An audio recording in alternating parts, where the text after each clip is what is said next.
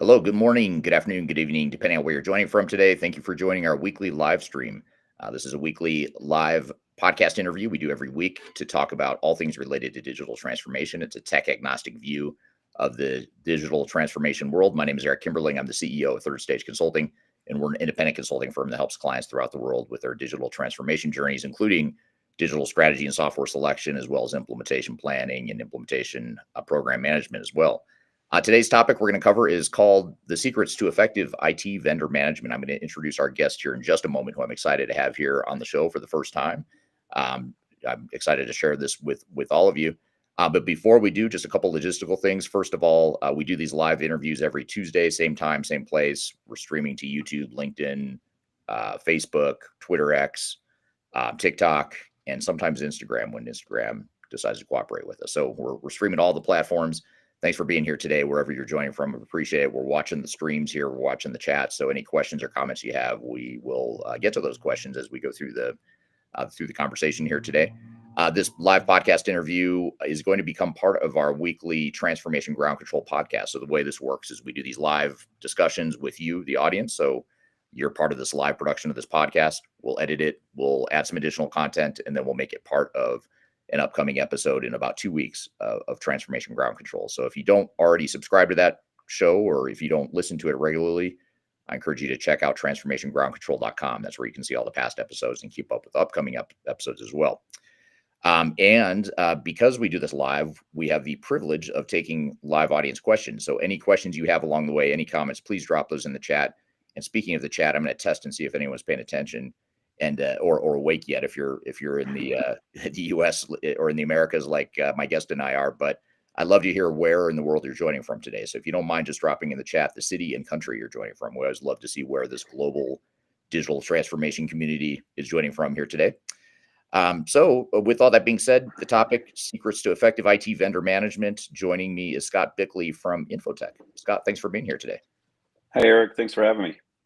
Absolutely. Glad to have you here. You and I have gotten to know each other pretty well over the last few months through collaborations and just the collaborations our two companies have together. So for people that don't know you, though, tell us a little bit about you, what you do, and also tell us a little bit about InfoTech, if you don't mind. Oh, sure. Yeah. My name's Scott Bickey. I'm an advisory fellow at InfoTech Research Group. InfoTech Research Group is whoops, sorry about that. Just moved myself off the podcast. Is an IT research and advisory firm. Been around since I believe we were founded in 1997. Joel McLean is our founder and owner. And basically our mission is to produce practical research and insights that you can use to actually change your processes in your business, have real effect on your outcomes from an IT and business perspective. We have an IT division, and we also have a sister company, McLean Research, which focuses the same on HR, IT research and advisory services. So on the IT side, we're broken down by the traditional IT verticals: CIO, security, data and analytics, applications, infrastructure. Our team is vendor management and contract and price benchmarking. And then, essentially provide a full suite of services to IT leaders to bring them up from, maybe that firefighter, trusted advisor level, all the way up through being business partners and innovators and leaders within the business. I've been there almost 9 years, or a little over 9 years. Kind of started out the contract review function or portion of our practice, as well as the IT vendor management and software license and compliance function. And then a few years ago, we formally added on our price benchmarking and guided negotiation service. And collectively, we're known as the Vendor Contract and Cost Optimization Practice, VCCO. Gotcha. Yeah, what's interesting is, InfoTech is actually a service we use. So we're a customer of yours, and that's originally how this all started, Right. Our relationship with InfoTech. And then through co-sponsorships of one of our events and one of your events, that's how I got to know you. And I didn't realize how big InfoTech is. You hear about Gartner, you hear about Forrester, they're big, massive behemoths, but InfoTech is not a small analyst shop. Tell us a little bit just about the size and scale of the organization, if you don't mind. Sure. Yeah, I believe we have around 30,000 clients, and like I said, the business has grown at a blistering pace ever since I've been here, and it's always had a history of aggressive growth. And I think that's because the product's pretty sticky. We're pretty passionate people that work here. We like what we do. We like helping our clients find successful outcomes. So yeah, I think last year we ended up at about a $250 million US dollar revenue basis, and continue to seek to grow and take market share from our competitors in a healthy and productive way. Like I said, it's really all about helping our clients to their outcomes. If we do that, they're happy, they renew, and they expand their services, and we help them really in our practice from the business side of their IT and HR journeys. Got it. Very cool. Well, good. So I guess just diving into it, for those that aren't familiar, can you tell us a little bit about, well, first of all, how did you get into this field before I dive into what IT vendor management is? That'll be my next question. But just how did you end up in this general space of IT vendor management?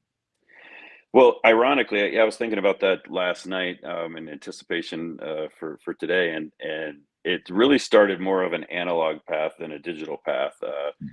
Coming out of college, I started out in the stainless steel industry, in a processing distribution company, and so we were a part of, at the time, this was in the early 90s, and it was kind of a vertically integrated company. We owned a couple of steel mills as well in Washington, PA, and Massillon, Ohio, and they were part of our supply chain. We also bought raw material from other vendors that were not part of our company, and had the opportunity to really engage at, and we'll talk maybe more about this partnership word and what it means and what it doesn't mean, but on what I would say was a true partnership level, because they were a sister company, right? So we could share information, internal process information. We could do things that would make us more vulnerable with outside competitors that didn't really hurt us, and it actually helped us internally. And so we were able to share information and process and learnings, and they were able to improve quality on their product. They were able to provide us quality at a higher yield, in terms of the gauge thickness of the metal that we were looking for. All of these characteristics were enhanced. And we did very similar things with our other suppliers, but in a more formal manner, and it wasn't something where we could get as intimate and share the learnings in the same way. So we had good results with them, but they weren't quite as good as what we could achieve internally with this kind of partner relationship. And so it was kind of from a supplier relationship management, as it's known on the direct material side. It was a very eye-opening experience. That initial work experience for me was foundational as well, from the areas of learning about quality systems management, learning about process and management and people, and how all three come together to kind of form, what you need internally so that you can help your vendors help you succeed from an external perspective as well. Then that later translated into the technology space when I eventually relocated from the East Coast to the Bay Area, and moved into the tech space, and then kind of from there things took more of a technology centric and IT centric path going forward. Very interesting. So how would you summarize then, that's an interesting journey, kind of going from, Yeah. I don't want to say old school because it's still around, steel and that sort of thing. Someone's got to do that stuff, right? But you're in the tech space now. But now that you're in the tech space, you're focused on IT vendor management. How would you summarize what IT vendor management is? You and I were talking right before we went live about how it's such a broad topic. There's so many different angles and directions we could go. But how would you sort of simplify it for a layperson that doesn't really know what IT vendor management is? Yeah, it really is. And part of this maybe take a step back and think about how we used to do business, let's say pre-cloud, or when cloud was just first emerging. Things in the IT world were very much people and data center centric. We were adding hardware, adding appliances. When we bought software, we bought the software, but then we basically installed it. Once it's up and running, we owned it. So we had to build these teams, we had to build these technical competencies, and we had to have really strong leadership and management from an internal facing perspective. And that's still important. It'll always be important. But with the emergence of cloud, we started seeing workloads starting to shift outside of the data center, to third parties. So we were always dependent on third parties to sell us our software, implement our software, consulting, and things of that nature. But now that it's exploded, and you've seen this shift of workloads move out of the data center into the cloud, different layers of the stack, infrastructure, platform, software as a service. You're talking about now having hosts of managed services, and outsourcing being compartmentalized. And so now you're dealing with just as much third parties and fourth parties in terms of vendors as you are internally managing people and those resources. So how do in IT for a long time just has not really adjusted to that very well. And it's one of these things where, you're thinking, well, we have these pain points, we have these problems with our vendors, we have performance issues, or we have contract issues, or we have things not being done the way we want them done. And we've always focused and gone out and focused on these little areas independently to try to attack the symptom or attack where there's a pain point, but we haven't holistically and systematically looked at, how do I get away from managing this vendor reactively, tactically, to building a strategic program around how do our vendors fit into our whole ecosystem? How should we be looking at them systematically? And so looking at those vendors systematically falls under, there's basically 5 pillars that we look at when we're looking at vendor management. We're looking at the financial management aspect of the vendors. We're looking at contract management, performance management, risk management, and then most importantly, relationship management. Mm.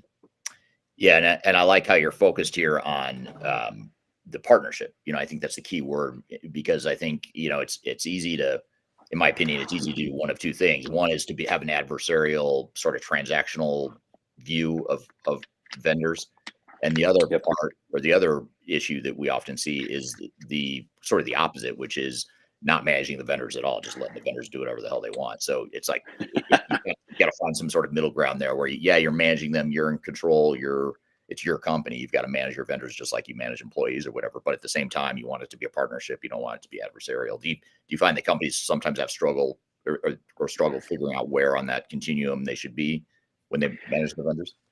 Absolutely. So yeah, a couple of points with what you said there. It's a pet peeve within our practice when we hear the term partner. And it's kind of a double-edged sword. Partner has become a accepted vernacular in the IT world. We talk about our vendor partners, if you will, but really true partnership is pretty rare. It really requires both parties to be transparent, to share a risk and be vulnerable with each other in a way that it's just anathema to how business is done 99% of the time. So where you really see these partnerships is either you may have one in your organization with a vendor that you really kind of do things that are out of practice for the rest of your vendors that you deal with, or you'll see this with really large companies, Fortune 500 companies that can kind of cordon off a risk pool of investment funds and say, hey, we're going to do this, this project, and it's going to be in a new, novel way. We're going to break the old rules, and we're going to do these things. And if it fails, they can afford for it to fail. They've got deep enough pockets, they're okay. What we tend to do is instead say, let's classify your vendors. And so we've got a 2x2 quadrant, like any good analyst would have, where we kind of look at these vendors based on the value they add to the organization and kind of the effort that you need to put into getting that value out of the vendors. And in the upper right quadrant is where we would call our strategic vendors. So we'll say, where you would typically just use partner, maybe we'd say, let's say they're strategic. Moving down or to the left, you'd have operational vendors, which are core to your operation. Some of those may be very close to being strategic vendors just because of how critical they are to your organization. Bottom left will be commodity vendors, your run-of-the-mill, lower cost, high transaction, high frequency vendors, and then we'll have tactical in that lower right quadrant. And I look at tactical as they're important, they're critical. They may have some risk components that need more active management. They may have some other aspects that you need to actively manage. Maybe they're going to grow into operational or strategic vendors if some conditions in the business are met, things of that nature. So it's important to classify those vendors. That's going to kind of then tell you where do you need to focus your scarce resources. Yeah, absolutely. Yeah, I want to shift gears real quick Yeah. and before I get to my next question and just say hello to the audience here for and thank them for commenting. We've got some people chiming in where they're joining from. I want to say hello to Dennis joining from India on LinkedIn. Thank you for being here today. We have Christina joining from Athens, Georgia. Thank you for being here. We have someone joining from Vienna, Austria. I don't see the name of the person, but thank you for being here. Jessica Knapp, who I think you know her, if I remember correctly, joining from London, UK. I think she's from InfoTech as well. Yep. Dawn from Reno, Nevada. Thank you for being here today, among others. So thank you everyone for joining. And then last but not least, I have to call this person out just because this is my favorite place in the world to visit. This is Emerson joining from Cape Town, South Africa, which is a very beautiful part of the world if you haven't been. So thank you all for being here. I'd love to hear from the audience as we're getting into this here. What, sort of how would you summarize your organization's relationships, or how should we be viewing vendor relationships? I'm just curious to hear sort of if you were to give us a headline, just a one sentence description of how you manage vendors within your organization, or how you view IT vendor management, whether it's tightening down the clamps and managing them, or a true partnership, or somewhere in between. I'd love to hear your thoughts on that, hear from the audience. While we're waiting for the audience to answer that question, though, Scott, how in the 20 years that in the 20 years you've been doing this whole thing, how have you seen vendor management evolve, and what are some of the big changes you've seen in the field of IT vendor management? Yeah, so some of that I covered when we were talking about that kind of transition to the cloud. That's really been kind of the wholesale impetus for legitimizing IT vendor management. I think is a formalized function, and then it's kind of sat for the last several years. It's like we've been building this research out for literally almost the past decade. We don't see a lot of others building out research in the same form. And we do find a challenge in getting CIOs to not to acknowledge the need for IT vendor management, but to figure out how they're going to go after it and formalize it and fund it and properly staff, right? So a lot of times what you'll see is a bottoms up approach of, okay, this person's going to throw the vendor management hat on in addition to other duties. And that's okay if you want to go out and solve some tactical issues that fall under the vendor management umbrella. You can do that, right? You can say, hey, we have no control over renewals. Hey, Scott, I want you to take on renewals management. Let's create a tool or a spreadsheet and get our contracts in there and make sure we're hitting these before they come due. And you can do that kind of thing. And that's going to add value. It's going to help. It's going to relieve a pain point. But if you really want to get strategic and you want to kind of raise this up from a visibility perspective in the organization, focus real resources on the strategic vendors that are impacting your big projects. So you're implementing an ERP solution, you're going to outsource a major function in IT, you're going to be doing things that cost a lot of money and carry a lot of risk. And who's going to own that vendor relationship? Who's going to actually take on that role? That's where we see the evolution occurring and where it needs to occur. We do see now a huge change, a sea change, probably over the last 2 years plus. If you kind of go out to LinkedIn and you start looking at jobs and you see what's the frequency of jobs that have vendor management in their title, and that has started to skyrocket, which is a great sign, right? Things are getting traction, organizations are seeing the need, so now we're starting to see that traction take hold. What falls under duties, those vendor management titles is still very broad and sporadic. We're trying to get organizations to really focus and say, let's formalize this. Let's make sure you've got a point of contact that can be that that center of gravity in your organization, so that you can proactively manage these vendors and projects and towards the business outcomes you're looking for.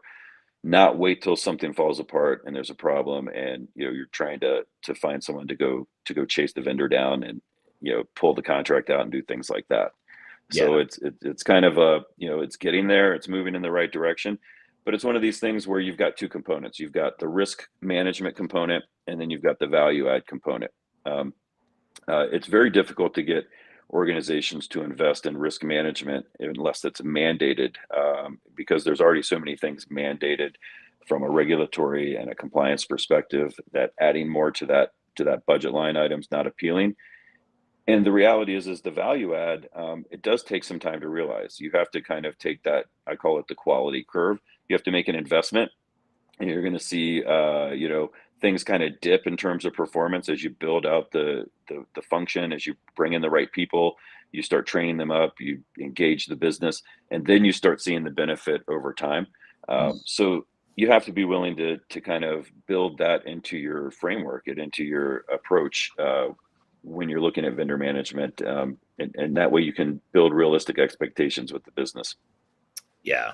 Yeah. I mean, I love the, sort of the factors you focus on here with effectiveness and risk mitigation, certainly cost effectiveness. I mean, I think a lot of times when people think vendor management, I think, at least the way I would sort of stereotype vendor management, potentially falsely, is, or inaccurately, would be to focus on cutting costs. How can we reduce our Right. costs with vendors? And you're getting into a lot more than that. It's not just about cost optimization, it's about risk mitigation and all the stuff you just talked about. So I think that's a really good kind of complete view of what vendor management is. Yeah, you would typically see, one of the other, I'll guess stereotypes would be, your vendor management is managing vendor performance. And so the way things have worked in a lot of cases is, someone will go out and negotiate an agreement, and quote unquote vendor management will not be at the table through these front end processes of sourcing and procurement and contracting. And then they'll dump a contract over the wall into the laps of vendor management and say, go manage this. And Right. you're looking at this contract that's set up for failure. And so the business is screaming because they're not getting the service they expected. SLAs are not, even maybe not even in existence. You've given the vendor manager no ability to influence the outcome in a positive manner. So what we've really done is kind of built out, I call it the umbrella model, but basically it's this, legacy plan, build, run approach, but through that sourcing, contracting, procurement, front end process, ideally vendor management can own that for the strategic vendors and maybe some of the operational vendors. If they don't own it, they should definitely be plugged into the front end of that, and have dotted lines and matrix relationships with sourcing, with IT, with the business, and be an equal part at that table, because they're going to be the ones looking for these things that you need on the back end, to ensure that the vendor understands what their expectations are. You don't really hopefully have to ever pull the contract out, with a vendor management performance issue. That's usually a bad sign. Things are going badly. But if you do you have the right provisions in that agreement? Do you have a dispute and escalation path? Do you have a proper, governance process built into the agreement? Do you have paths forward if you have to exit the agreement for, transitioning out and doing the things that you need to do from a disentanglement perspective? Sometimes things don't end well, and if they don't end well, you still have to manage that outcome as well. And if you kind of set up this compartmentalized version of vendor management, then you get a bad name. It's not going to really yield optimal results. Right. Yeah, makes total sense. Turning back to the audience, we're getting a lot of good questions here, a lot of good comments. I think this is meant to be funny. This is a funny comment from Red on YouTube. Says, I wish I had a vendor management problem from scratch at the moment. Yeah, he must be a glutton for punishment if he wants a vendor management problem. And it just stick with it long enough, you'll run into vendor management problems, I'm sure. So here's a really good question. I'm going to shrink our screen here because this is a longer question. I love this question. I want to make sure we get into this here. And this is from LinkedIn. I apologize, I can't see who sent this. So thank you, whoever sent this comment. It's not showing your name, but I really appreciate this question because it's a really good one. And the question is, our organization faces challenges in effectively managing vendor relationships. There's an over-reliance on system integrators that sometimes does not align with the needs of the business. And due to time constraints, vendor management teams are often unable to give vendor management the attention it requires for optimal outcomes. And so if I could, I want to kind of maybe flip this a little bit or add another layer to this. And I think this is where this person might be going, and I apologize if not, but I'll sort of make it about something we see often. And that is when you look at like a big enterprise-wide technology initiative, let's call it an ERP implementation. Let's say you're implementing SAP or Oracle or Microsoft, whatever it is. You don't, your organization, including your vendor management team, may not have a lot of experience with that particular solution or that particular system.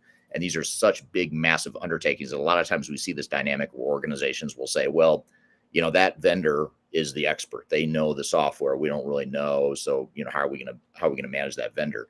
How do you manage that? I mean, how do you see companies that maybe aren't as sophisticated or mature in their vendor management capabilities?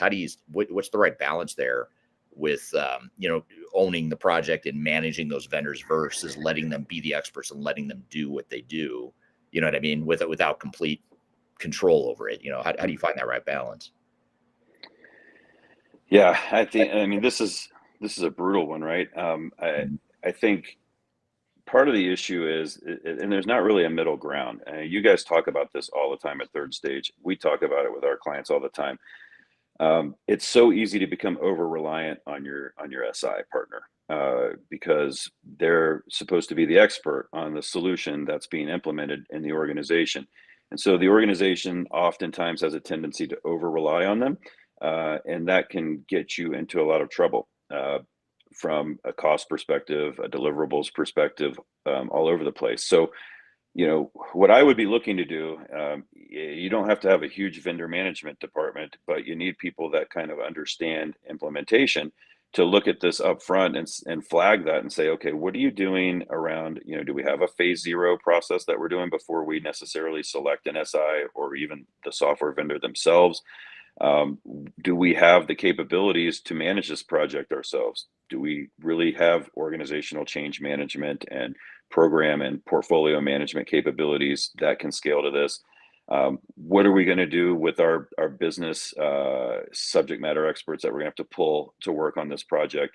These are all of the things internally that you have to set yourself up for just to be able to effectively work with the SI, because otherwise what happens is you have this deficit of capability, and you start expecting the SI to fill in the gaps that you should be filling in on your own side of the fence.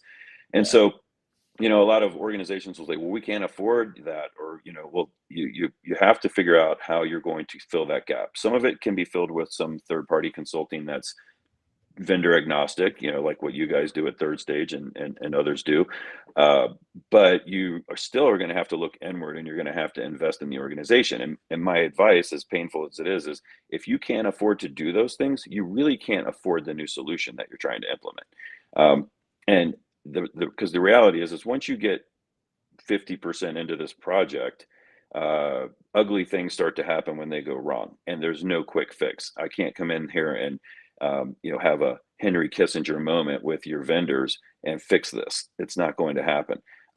What's going to happen is the executives are going to get stuck in the sunk cost fallacy, and they're going to say, well, we've already spent all this time and all this money on this project. We can't back out now. We have to push forward. We have to push forward.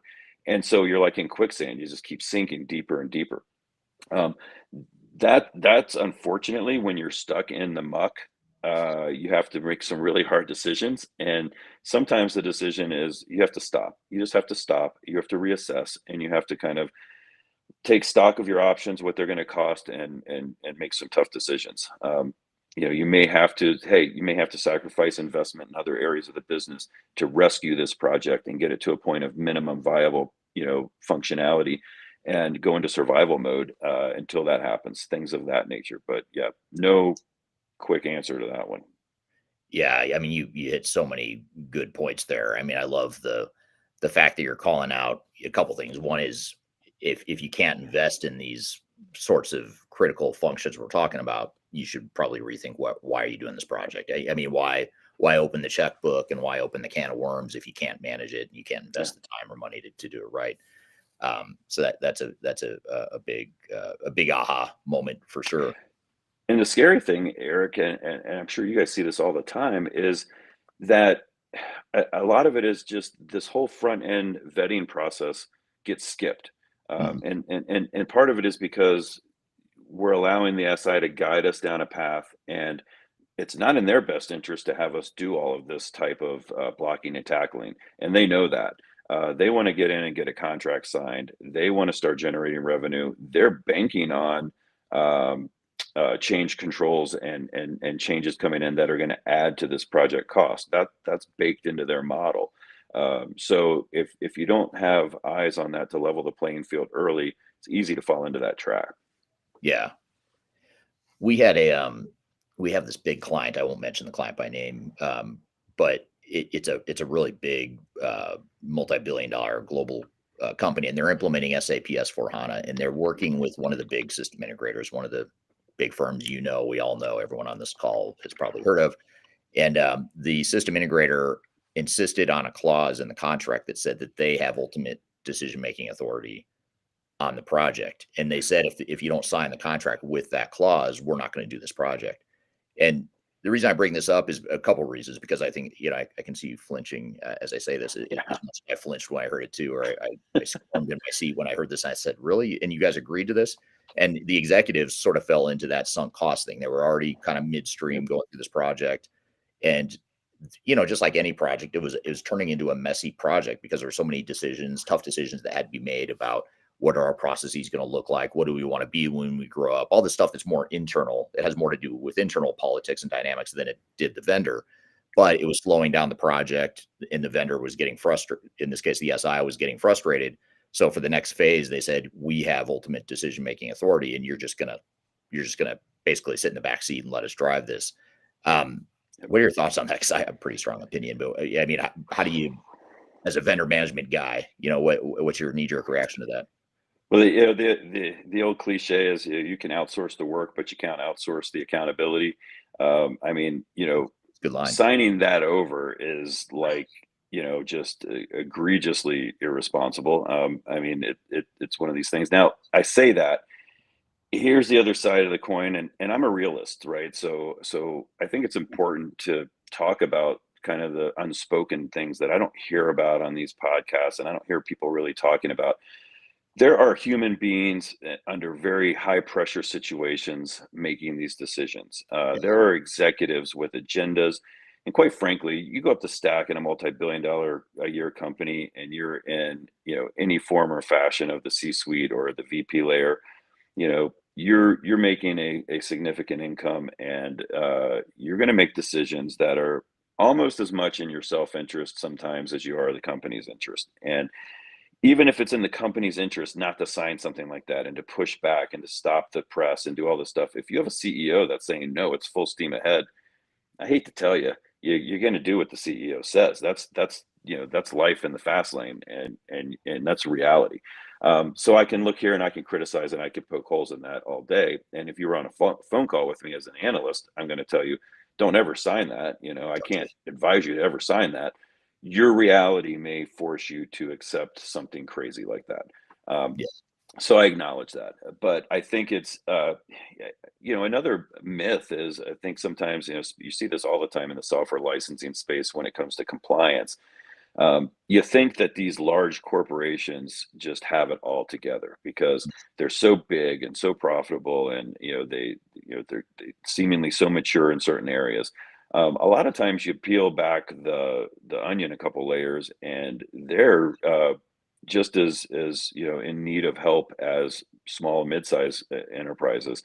And the problem is the mess is just 10 times bigger because they're so huge, right? And they've bought companies, and they've integrated companies, and they've not integrated companies, and you have quite a spider web sometimes to untangle there.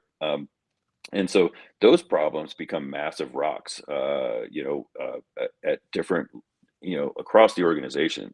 From an IT perspective, IT has really big boat to turn around, and you can't turn those big boats around that quickly sometimes. Yeah, it's interesting, and that's same with us. As being independent agnostic advisors, we can advise all we want, but ultimately there's internal politics and other dynamics that we're not always privy to and we're not part of. So decisions get made oftentimes that run counter to what we would suggest as best practice, but you have to help the client through the process for whatever it is. And so a lot of times we're in a position too where, like in the case of this client, it's like, why did you sign this contract? Okay, well, you already signed, so there's no going back now unless you completely cut the entire project, which is not going to happen politically. So then it Well, becomes a matter of how do we do damage control? How do we mitigate the risk given the situation we're in? well, you're right, and so that's where when we started talking about this with relationships, right? So okay, so let's say you've signed this contract and maybe it's got six other things in there that are equally horrible. Okay, that's fine. What have you done? And if you're this big of a company, it's this big of a project. You've got multiple layers of governance that should be happening. From the tactical day to day, account team, engagement team. You probably have onshore and offshore resources. So you probably have engagement leads from both of those perspectives. You should be then having kind of more middle management governance and status. And then you should also have some executive level touch points that are occurring. And so, in my mind, you're always, once you've kind of hitched your horse to one of these big SI wagons, or, in the mega vendor space for software, the big vendor wagons, you kind of need to understand how they do business, and you have to be open to how they do business, and you have to figure out, okay, this is how we do business, this is how they do business, how do we meet in the middle, how do we work together as effectively as we can. We may have to change some things on our side to flex to the way they do things, in order to be successful here. And we're already in $10 million, and 8 months into this project, the decision's been made, we're going to continue forward. All right, fine. Let's start forging and doubling down on these relationships, and let me get to know your company better. Let me get to know you better. Let's figure it out. How can I help you help us? Basically, and this is all, you take it all the way back, to the beginning of these things. It's kind of like, how do you set yourself up for any negotiation? And everything is a negotiation in these projects. You need to understand your stakeholders and what are their interests, and what are the relationship paths, and you need to kind of, if you haven't done that in the beginning, it's never too late to start doing that. And I'd say double down on that, and really kind of forge some paths of communication that can benefit you from speed of information flow, getting things moving back on track, or adjusting so that you can get them back on track, maybe even building relationships that have them want to help you, and they'll do things that are not necessarily constrained by the contract. Yeah, yeah, absolutely. Here's an interesting follow-up, or kind of a different point of view on that same thread that we're just talking about. You mentioned the word mega vendors, big vendors, and that's sort of what we're talking about right now. But this is from Juan on LinkedIn. Juan says, sometimes I found that the big vendors do not always fit your needs. Frequently, the small businesses can give better, faster, and cheaper service versus big regional brands. Is it true we need to keep an eye to guarantee quality service? Or it's true we need to keep an eye to guarantee quality service? Which is your experience? So in other words, do you have a preference, or do you see your customers or clients struggling more with one bucket or the other? Or are there just trade-offs? You trade in one risk for another? Or how would you sort of compare and contrast managing a big vendor versus Yeah. a small vendor? I mean, I think if we're sticking with like the, kind of the SI theme, it's easy to default into one of the big four, or, the big eight, whatever they are these days, if you factor in some of the larger Indian based firms. It's easy to go with those because they have name recognition. Executives recognize them. The board recognizes them. Oh, Accenture. Oh, Deloitte. Oh, Capgemini. It's known. But I think, and in some projects, the scale is large enough where you're going to need a scalable partner to some degree as well. But I think everyone views this as a one-stop shop, and reality, let's say I'm doing an SAP implementation. I probably want some resources from SAP on that project, if I can get the right ones, as from, like, let's say, an architect perspective, if nothing else. I'm probably going to want some third-party, boutique type of consultants to come in to help me with project management and governance, and helping keep the playing field level. And then I'm going to need some dedicated resources on the implementation, and those I need to have companies that have done this before in my industry. And if that best fit is with a Deloitte, or with a KPMG or an Accenture or whatever, so be it. But understanding that when you're doing business with those companies, they're only, depending on the size, everything's always dependent, right? How much you're spending and how big your project is how flexible they're typically going to be on their contracts and their processes. But they have set processes and they have set accelerators to drive you into these solution sets. So you need to vet those very carefully. It might be that a smaller, medium-sized consultancy is a better fit for you. I find that a lot of companies, they either don't even consider that or they don't know where to find them. And that's a challenge as well. It's like, how do I find out that there's 200 other consulting groups out there doing these types of implementations? And that's where I think layering in multiple resources, like what you guys do would probably bring to light names people haven't heard of before. Why don't you add these in? Consider these in your vendor sourcing process. Yeah, and I think one other thing you're bringing up here that we're touching on or sort of diving into here is that when you view these big transformation projects, you really have to think of them not as software implementation projects, but transformation programs. Yep.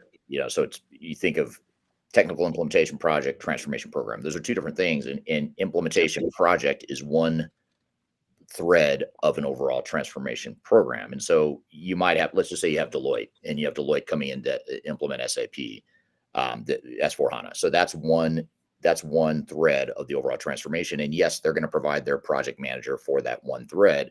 But then to your point, you might have other technologies you're deploying that are related to SAP. You might have an architecture and data and integration thread that's not related to Deloitte. You might have the change management thread, or you should have a change management thread that's managed by a third party.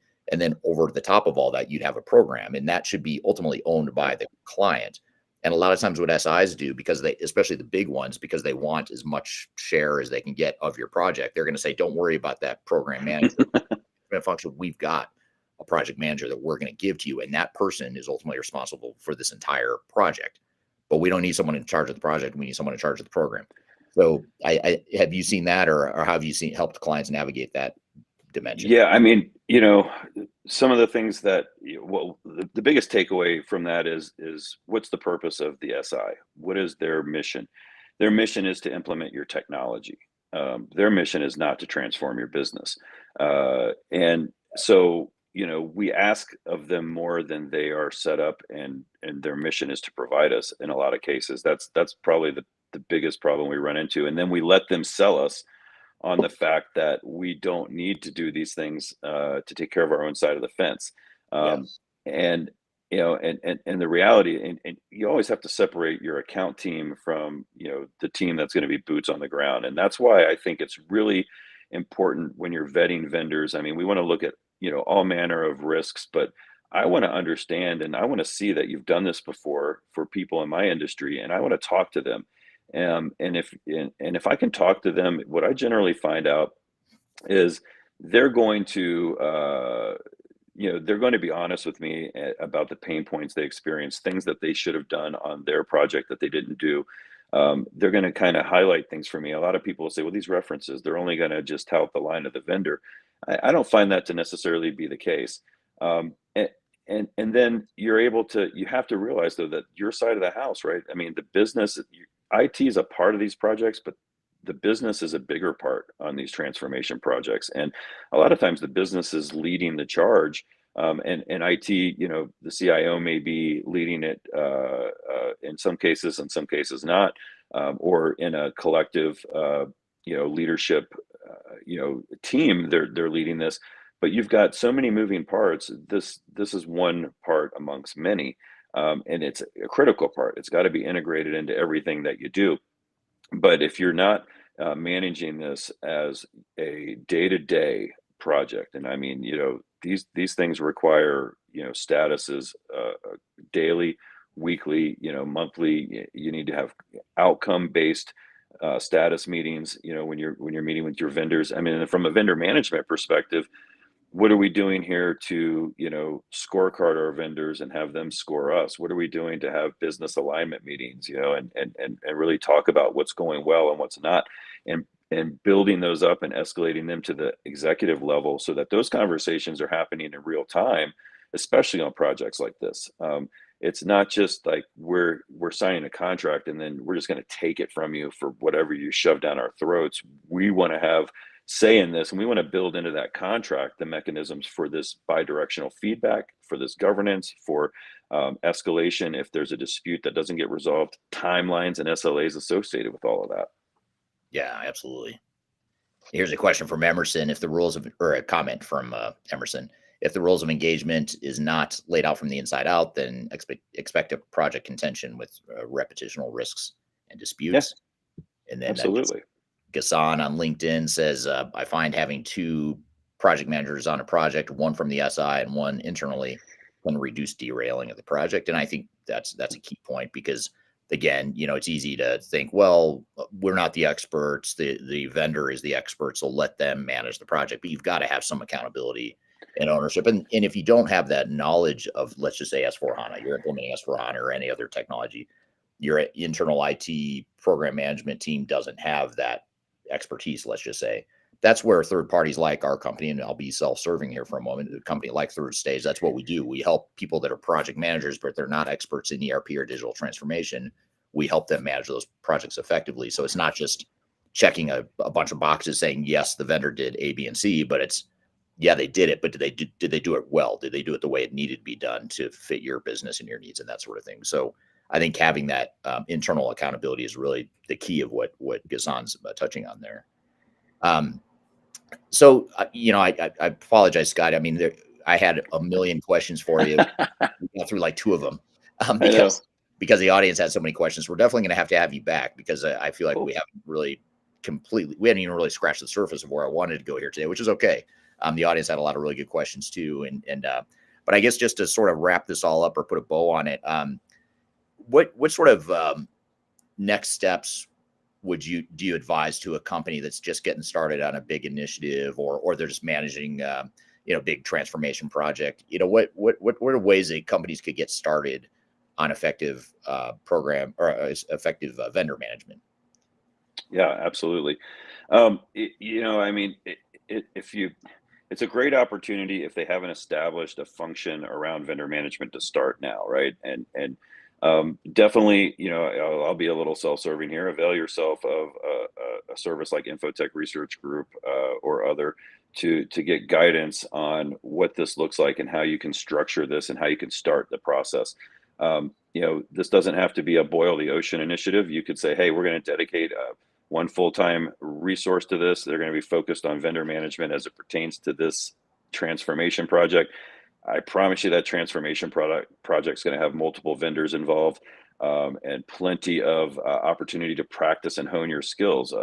These will, some of the blocking and tackling activities may already be done because this project's so high level. You can assume, okay, these vendors are strategic. We know where they sit. Let's jump right into our toolbox and say, how do we manage communication? How do we establish relationships? How do we make sure the contract is being properly constructed and that we have the right guardrails in there? Kind of getting involved and inserted early on into that project, and part of the leadership team will inevitably help avoid massive cost overruns and use your scarce resources in the most efficient manner you can from the start. So I would say, that's the key point is usually one of the biggest skills of a vendor manager is to be the master facilitator. They need to understand, they need to kind of be a jack of all trades and maybe master of a couple. But they're going to be the glue that identifies these gaps and pulls them together early, and so that you can plan and invest properly. And ideally, when you start getting into that project, you have fewer escalations, fewer things coming out of the work stream. Things are going to be much more smooth. But when they do occur, you're going to have the tools to deal with them. Yeah, absolutely. Well, that's good sound advice. I appreciate all the great insights you provided here. I'd love to have you back to finish at least some of the questions that'd be great. You prep for. And I want to thank the audience for the great questions as well. I hope you found this helpful. And again, keep an eye out at transformationgroundcontrol.com. You'll see this episode featuring this interview in about 2 weeks. Every Wednesday we release new episodes. So in 2 weeks from tomorrow, you'll see this particular episode premiere along with additional content in addition to this interview. So thank you everyone for being here. Thanks, Scott, for joining us. Hope you all have a great week, and we'll see you next week, same time, same place. We do these live interviews wherever you're watching or listening here today. So be sure to join us. We're covering all sorts of different digital transformation topics. Next week, by the way, I'm particularly excited because we have Jan Bond, who founded Bond Software. He'll be on the show same time, same place next week. So be sure to stick around for that. Have a great week in the meantime, and we'll see you all soon.